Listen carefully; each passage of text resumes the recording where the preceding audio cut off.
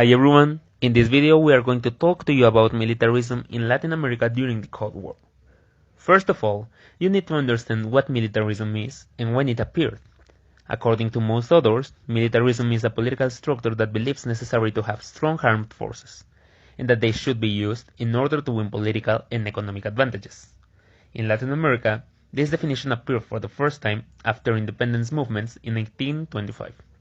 From 1825 to 1914, Latin America lived a political crisis which was caused because they didn't have a defined political system, and they were economically dependent on the international commerce with Europe and the US, who were the principal powers of that period.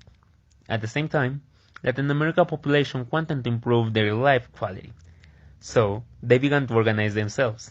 This process finished with the populist states consolidation, but progress never arrived and another crisis began. For this reason, armed forces started coups around Latin America. It is said that it was bad for progress, but I asked me, what would have happened in Latin America if they never had begun those coups? After the World War II, the world was divided on two different political and economical poles, one led by the United States and the other one led by the Soviet Union.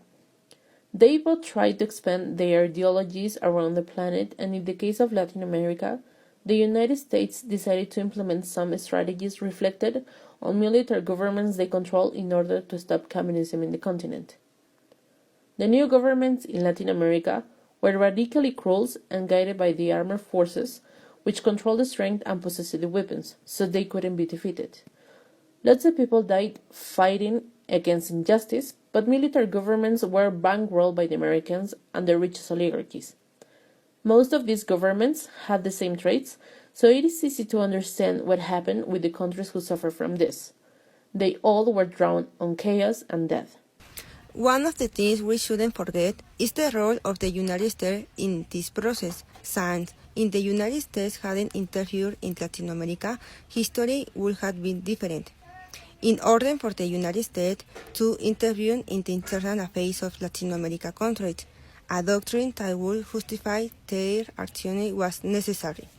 For this reason, in 1945, the National Security Doctrine was created, which is the justification of authoritarianism or the violent seizure of power by the armed forces. In 1961, President Kennedy was who presented the program called Alianza para el Progreso, which consisted of economic aid for the economic development of Latin American countries, and also referred his commitment to continue fighting and intervening in countries where communism threatened.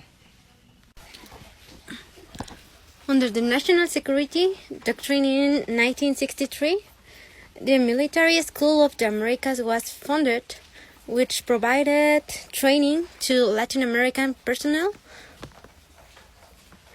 with the aim of training Latin American military and thus fighting against communism. During the Cold War in Latin America, militarism was so violent because there were a lot of missing people, slaughters, and more kind of crimes.